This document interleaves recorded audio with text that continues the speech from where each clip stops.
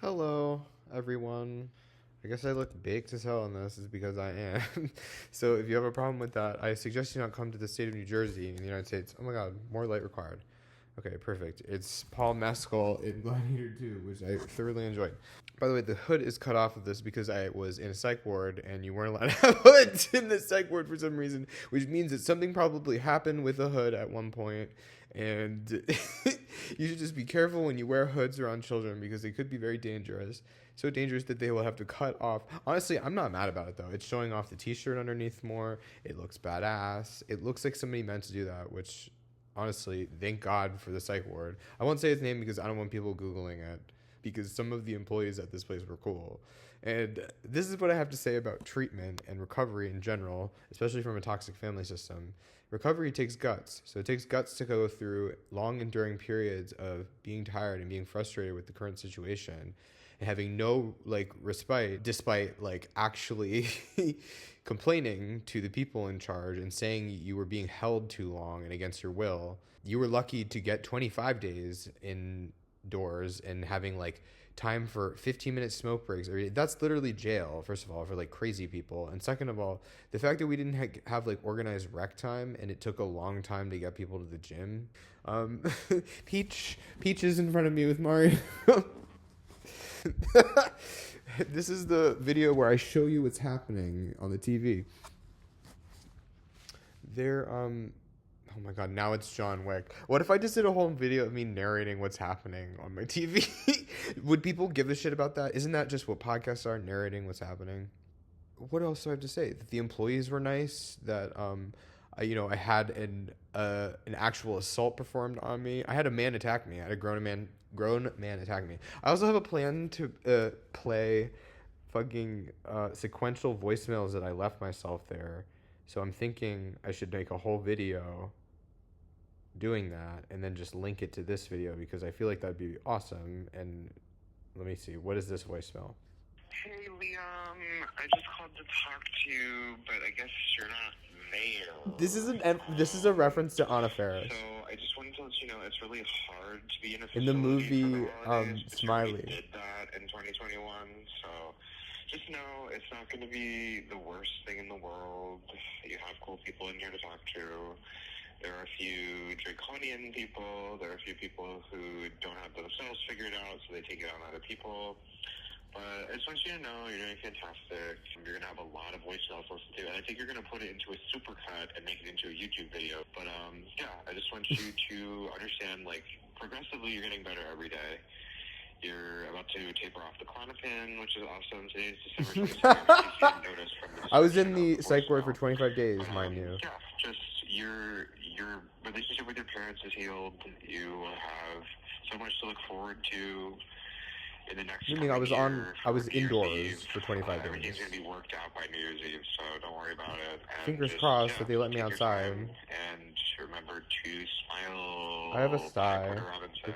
Bye. Hello. Alright, let me listen to another one because that was very satisfying in hindsight. Hi, man. You know that singer, Michael Bublé? That sound you've been looking for? Well, listen to this. That's a fucking... That's a Back to the Future reference. Okay. And you'll also be able to give your nieces their presents next year, so because they're going to be 4 and 7, so that's really not that old.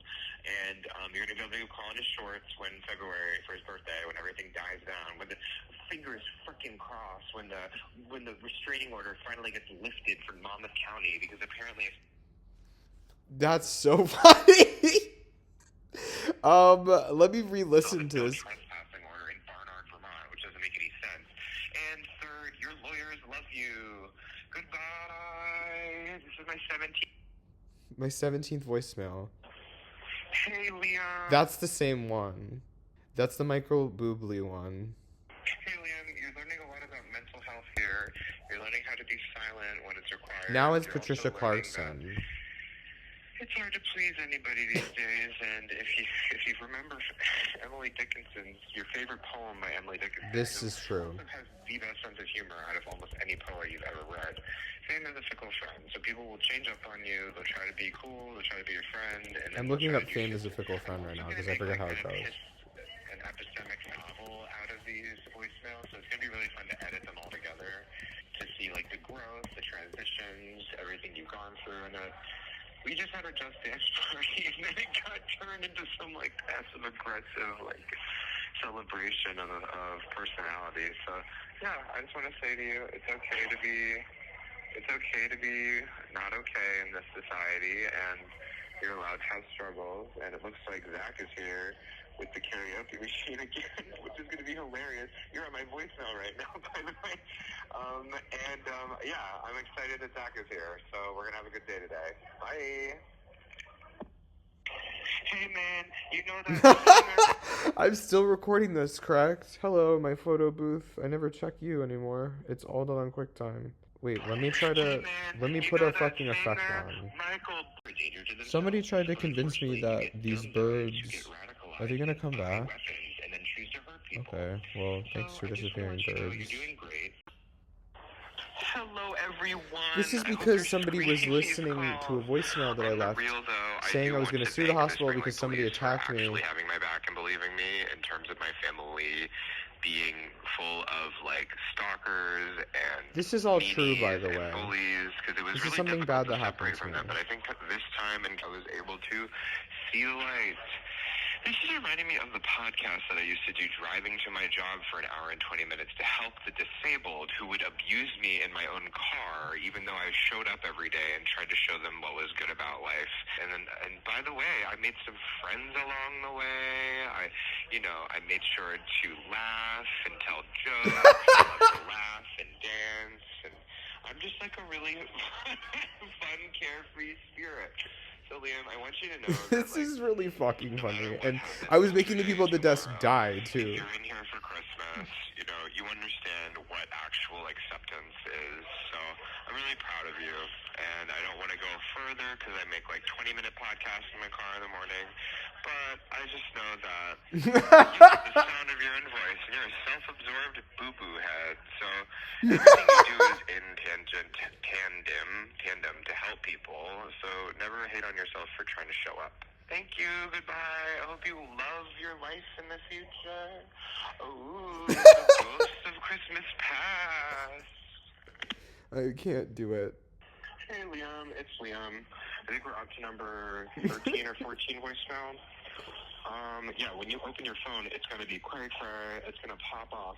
But anyway, you found out today that you're probably going to be here through Christmas. Well, no, you're definitely going to be here through Christmas. And, I don't know. You've been doing all the work. You have been being compliant. I don't know. I feel like I'm in the right place right now. Even though you are impatient, you're here voluntarily, despite the po-po being cray-cray. But also, I just want you to know that you've been doing great work. You've been a nice person. You've been great to people. And there's nothing more that you can do other than being compliant and being kind to people. So I just want to congratulate you on doing good work. And there is a light at the end of the tunnel. You're going to see Porter Robinson on New Year's Eve. So have fun. Bye, Liam. Well, that one could have been true, except I was too tired to go to New York. So, and again, my family ruined my Porter Robinson concert. I'm overwhelmed. Hey, Liam. It's Liam. I'm just thinking out loud. I don't even know where to stop. On this one, I don't want to listen. I want to try to listen to one more, and then I think I'm done. Yeah, this is real. Hi, Liam Sunshine. Good morning. So Lindsay taught me that you could look at your bracelet and figure out the date that you were committed, because it's very hard to keep track of time in here. So I just you couldn't understand that. A ton about sociopathy. You learned a ton about psychopathy. Okay, and you learned that these people are nothing to fear. They're just pretenders. They're just people who have Dexter learned to just came up since the age of 5 and simulate emotion. Is this on camera? They simulate emotion because they're attention seekers. They have no hobbies. They actually have... Remember when Twitter was a place to actually, exchange ideas? And it's called sociopathy because 5-year-olds only know how to pretend, okay? That's all you gotta think about. I can't believe I was saying this shit with like a desk 3 feet from me. 5-year-olds who are trying to pretend. I can't believe that. Hello, welcome to the voicemail podcast where it's all about me all the fucking time. Okay, the first thing I want to talk about is this is really funny. That is sitting right in front of me. It is next to the fire extinguisher extinguisher, which had an arrow that was pointing down, and I believe he used a fire extinguisher to extinguish a fire.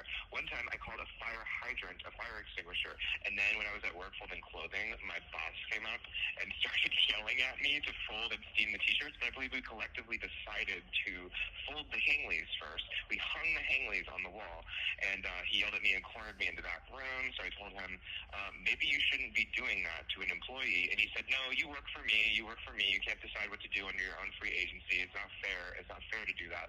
And I said to him, okay, well, you can emotionally abuse me all you want, but just because you do that, I'm not going to do what you said. So he trapped me there, he stood in my way, and he prevented me from being able to escape. So I believe that is another account of somebody trying to assault me and trying to intimidate me into doing what they wanted. Thank you so much. This has been the Irish podcast where I don't shut the fuck up. I think we'll end it there. Congratulations on listening to that.